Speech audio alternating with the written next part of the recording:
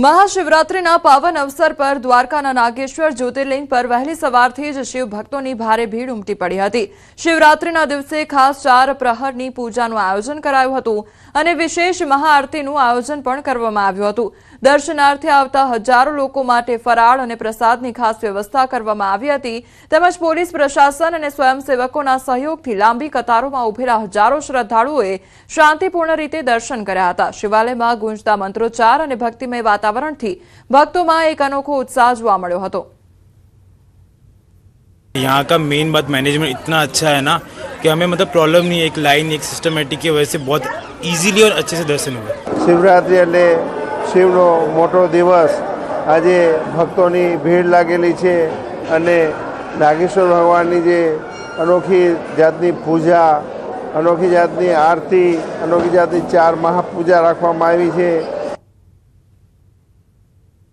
द्वारकाना खंभाळियामां महाशिवरात्रिना पावन पर्वे 150 वर्ष जूनी परंपरा मुजब खामनाथ महादेवनी भव्य शोभायात्रा निकળી હતી।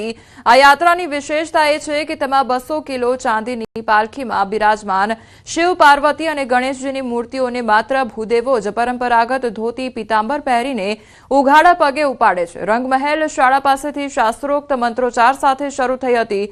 આ શોભાયાત્રામાં ઢોલ નગારા ભજન મંડળીઓ અને બમ બમ ભોલેના નાદ સાથે મોટી સંખ્યામાં શ્રદ્ધાળુઓ જોડાયા હતા, જે શહેરના મુખ્ય માર્ગો પર ફરીને ભક્તિમય માહોલમાં વર્ણાંગી ખામનાથ મહાદેવ મંદિરે સંપન્ન થઈ હતી।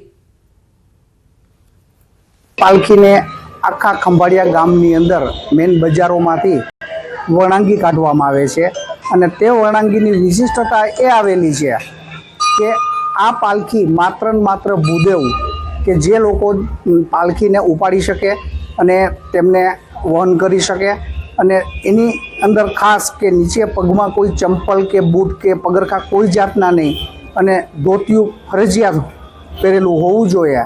એ લોકો અને એ ભૂદેવોનો જ માત્ર લાભ મળે છે। તો રાજકોટમાં આજે મહાશિવરાત્રિનો પાવન પર્વ ભક્તિભાવ સાથે ઉજવાઈ રહ્યો છે। સુપ્રસિદ્ધ રામનાથ મહાદેવ મંદિર ખાતે વહેલી સવારથી જ ભક્તોની લાંબી લાઈનો લાગી છે। મોટી સંખ્યામાં શ્રદ્ધાળુઓ ભગવાન શિવના દર્શન અને પૂજા અર્ચના માટે ઉમટી પડ્યા છે, જેના કારણે મંદિર પરિસરમાં ધાર્મિક માહોલ છવાઈ ગયો છે। આજે શિવરાત્રીના મહાપર્વ નિમિત્તે રાજકોટ શહેરમાં હર હર મહાદેવનો નાદ ગુંજી રહ્યો છે। ત્યારે શહેરના ગ્રામ્ય દેવતા ગણાતા અને શહેરના સુપ્રસિદ્ધ રામનાથ મહાદેવના મંદિર ખાતે પણ હજારો ભક્તોની ભીડ છે તે ભગવાન શિવના દર્શન કરવા માટે જે છે એ ઉમટી પડી છે। વહેલી સવારથી ભક્તો છે તે જે રાજકોટમાં રામનાથ મહાદેવના દર્શન કરવા માટે લાઈનમાં ઊભા છે। આપ જ્યાં નજર પડશે ત્યાં ભક્તો જે છે એ જોવા મળશે। કહી શકાય કે જે શહેરના સુપ્રસિદ્ધ આજે રામનાથ મહાદેવનું મંદિર છે તે સ્વયંભૂ છે અને શહેર રાજકોટ શહેરની સ્થાપના પહેલાનું આ મંદિર માનવામાં આવે છે। આપણી સાથે અહીં કેટલાક લોકો છે। ભાઈ, ક્યારથી લાઈનમાં ઊભા છો અને આજે શિવરાત્રીનો મહાપર્વ છે, શું કહેશો? શિવરાત્રીનો મહાપર્વ એક બહુ મોટી વાત છે। દર મહિને શિવરાત્રી આવતી જ હોય છે, પણ આ મહાશિવરાત્રી છે એક આનંદની વાત છે। અને આજે ક્યારથી લાઈનમાં ઊભા છો? ના, અડધો પોણો કલાકથી આ લાઈન છે। વ્યવસ્થા બહુ વ્યવસ્થિત છે, સિંગલ લાઈન છે, થોડીક વાર લાગશે। દર્શન કરીને કેવું લાગે છે? રામનાથ મહાદેવ તો રાજકોટના રાજા કહેવાય, એમાં કાંઈ ન ઘટે।